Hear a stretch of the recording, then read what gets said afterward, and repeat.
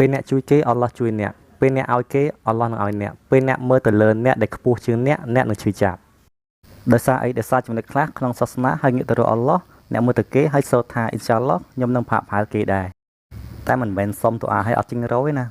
ខ្ញុំប្រាប់ឲ្យកាំងនេះគឺទៅមុខខ្ញុំក៏អញ្ចឹងដែរចោះអ្នកវិញមានរឿងត្រូវផ្លាស់ប្ដូរអ្នកក៏ត្រូវផ្លាស់ប្ដូរខ្ញុំក៏ត្រូវផ្លាស់ប្ដូរខ្ញុំមានចំណុចដែលត្រូវបង្កើនខ្ញុំត្រូវចំណាយពេលបន្ថែមជាមួយកូរ៉ានដោយរាល់ឆ្នាំអញ្ចឹងខ្ញុំត្រូវប្រកាសថាខ្ញុំបានចំណាយពេលបន្ថែមជាមួយនឹងការរៀនហាឌីសពង្រីកវាឲ្យកាន់តែល្អហើយត្រួតពិនិត្យឡើងវិញខ្ញុំនិយាយពីខ្លួនឯងនៅអ្នកទាំងអស់គ្នានៅទីនេះខ្ញុំគិតថាពួកយើងនៅលើទូកតែមួយស៊ុបហានអល់ឡោះអញ្ចឹងអ្នកត្រូវខិតខំចាប់ផ្ដើមជាមួយនឹងភាពងាយស្រួលដែលអល់ឡោះបានផ្ដល់ឲ្យអ្នកសម្រាប់ខ្ញុំអាចចាប់ផ្ដើមពី A I U Baby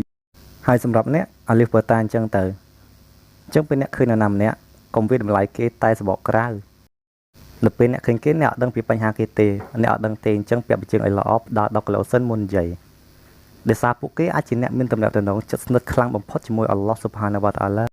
មួយម៉ាត់របស់អ្នកអាចកំទេចពួកគេដោយសារតែអ្នកគិតថាអ្នកល្អជាងពួកគេរឿងគឺអញ្ចឹងហើយអ្នកអត់ដឹងថាពួកគេខិតខំខ្លាំងប៉ុណ្ណាធ្វើអីខ្លះសម្រេចអីខ្លះពិបាកប៉ុណ្ណានោះទេអញ្ចឹងជួយមនុស្សតាមលទ្ធភាពជាជាងលើកទឹកចិត្តពួកគាត់ម៉ាសាអល់ឡោះ